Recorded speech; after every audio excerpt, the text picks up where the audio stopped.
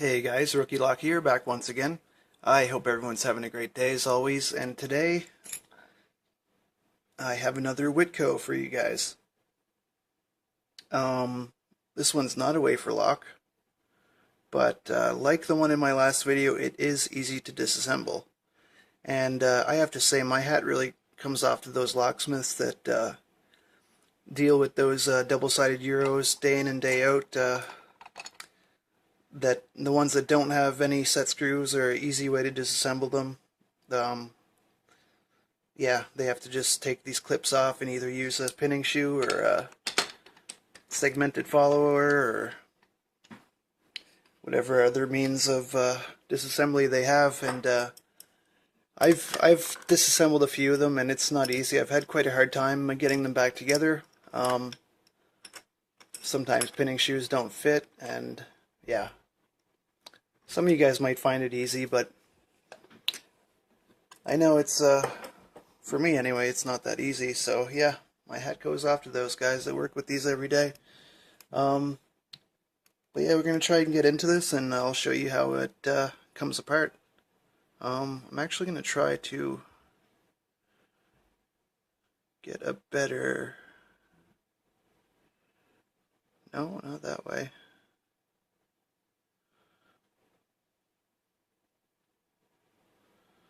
I guess that might have to do. I'll try that again.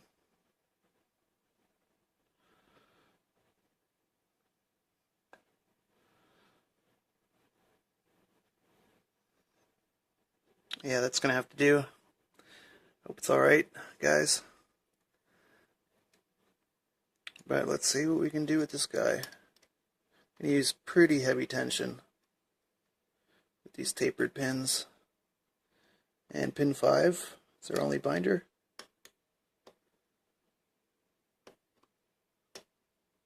Should add too that I'm using a different hook, one that I don't usually use. My other one actually just broke on me not too long ago. I think this one here is kind of like a gem with that angled tip.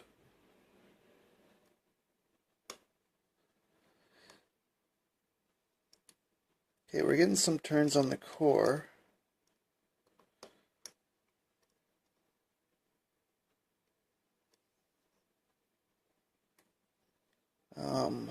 Very little feedback though. Besides that.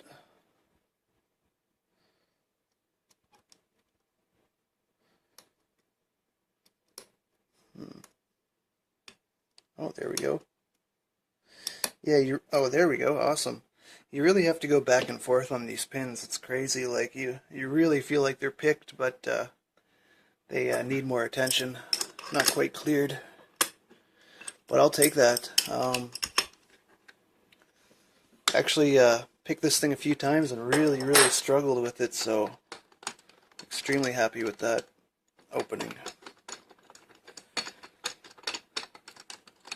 Cam's stuck. Okay, there we go. So we can put that down and readjust this.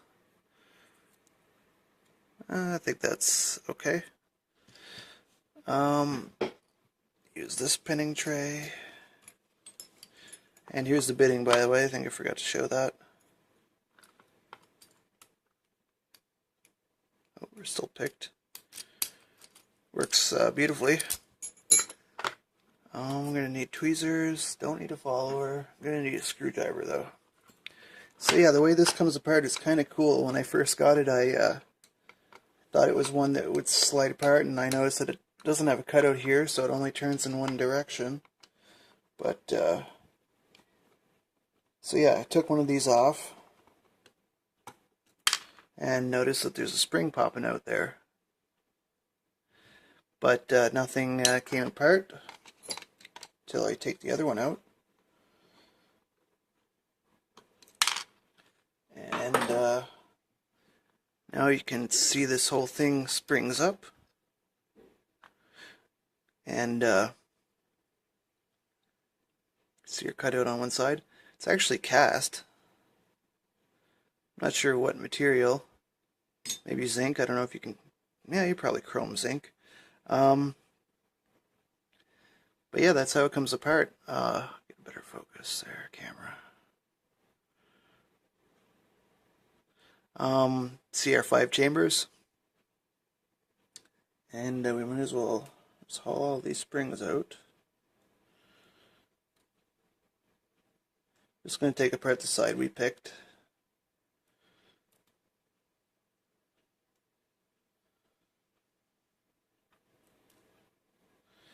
And you can see the threaded hole there, number 5, for the screw that holds everything together.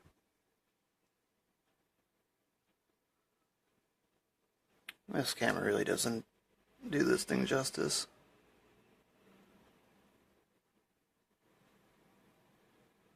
But yeah, that's number 5 is threaded on both sides.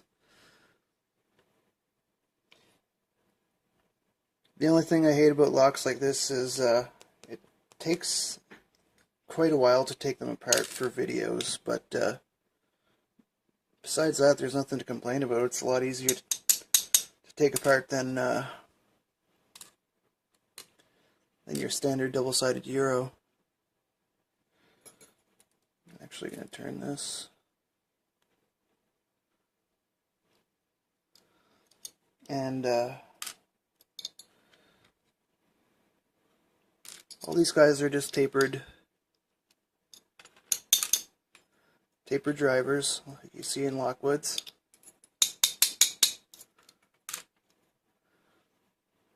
And they're really tapered ones.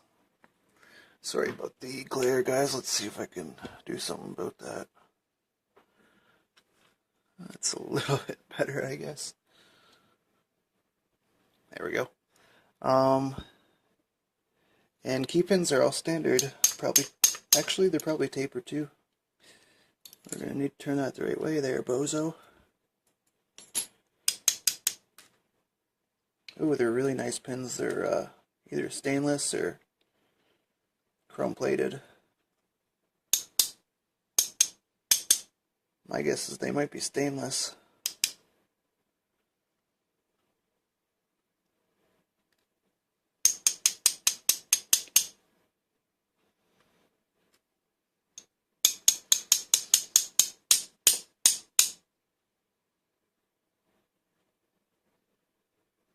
Come on there. There she is.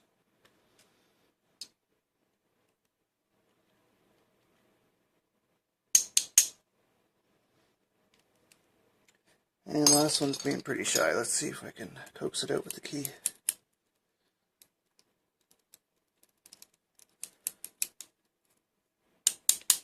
There it is. Actually, this was number 4.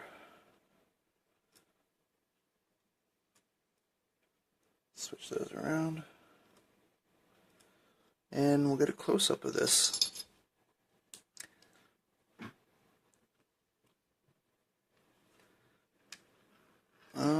See if there's any...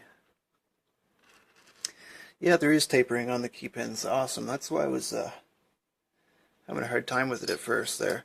And these pins are quite a bit more tapered than your average. They're almost like the older Lockwood pins, I believe. Have a bit more taper to them. And these look like the key pins look like they might be stainless. Let's see if they're slightly magnetic.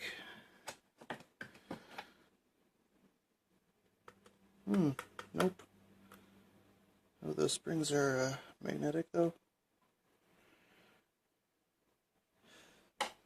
So that's what we had here in this this Whitco with the easy disassembly there.